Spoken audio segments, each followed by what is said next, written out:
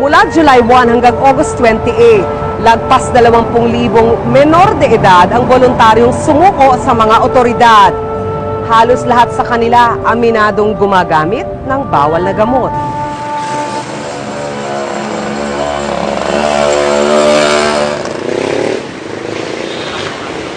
Ilang araw ka bang hindi nakakatulog kapag nakagamit ka ng shabu? Gabi pati maaga po. Umaga lang po natutulog. Ibig sabihin, magdamag kang gising. Opo. Nakagamit ka ng shabu. Tapos kapag halimbawa, pawala na yung effect ng drugs, ng shabu sa'yo, ano na yung nangyayari sa'yo? Nangihina po.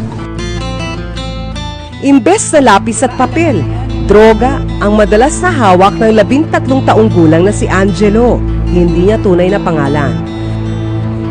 7 taon siya nang magsimulang tumikim ng bawal na gamot. Tinawag po ng barkada ko po.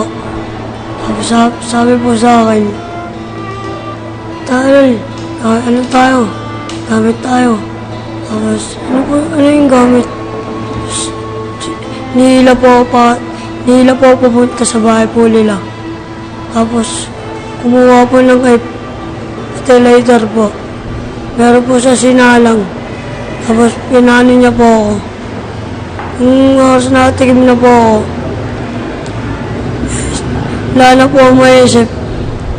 Blanco na po yung utak ko.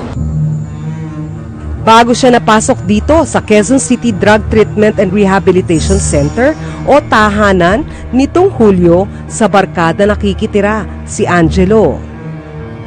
Sambal lang po. Sa barkada ko po natutulog po ako dun. Ito yung nakikita po ng magulang ko. Tinatakbuhan ko po. Grade 2 siya nang tumigil sa pag-aaral. Natuto siyang magnakaw. Nung nanakaw po kami, makakain po ng shabu. Susugal po.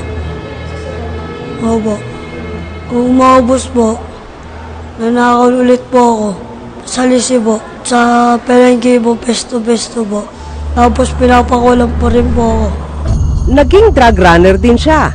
Pinakamalaking kinita niya ay 5,000 piso. Bago po kasi ako ng ano po yun, tinatawag po kasi ako ng amo ko po. Para deliver po sa kay ano po. Tapos ko po nung deliver, binibigyan lang po ng pera. Tapos pinapang ano ko rin po. Pinapasya po ko rin po. Binibigyan po ng 1.5. Nagpapadala siya ng pera sa kanyang ina, pero dahil nalaman ng ina ang iligal na gawain ng anak, siya na mismo ang nagpahuli kay Angelo.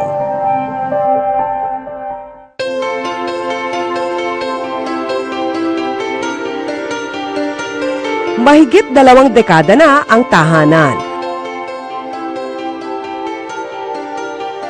Kasya rito ang 150 pasyente. 46 ang menor de edad, 40 ang lalaki, 6 ang babae. May kasama ring matandang pasyente sa loob. Pareho lang sa minor at saka sa adult ang ating modality, yun lang, magkahiwalay sila. Of course, dun sa mga sessions, yung mga counseling, group therapies, kailangan kasi magkakasama mga bata. Hindi sila pwedeng isama while undergoing ng mga group therapies natin na magkakasama sa adult. But in effect, pareho lang naman ang kanilang mga programa dito. 2 buwan na sa loob si Angelo. Dinadalaw naman siya ng kanyang ina.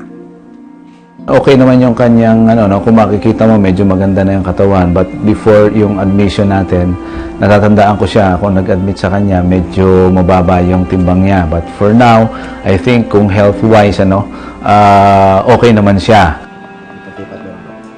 Nung unang pasok ko dito, nalungkot pa ako.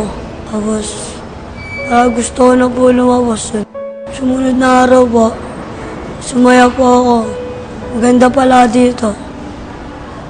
Hindi po naka-boring.